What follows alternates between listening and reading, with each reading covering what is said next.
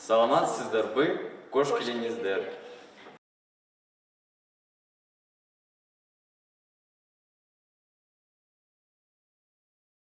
Кыргыз тили жана маданияты борборунда көрөгөө кубанычтабыз. Айылымдардын эл аралык күнү менен куттуктайбыз.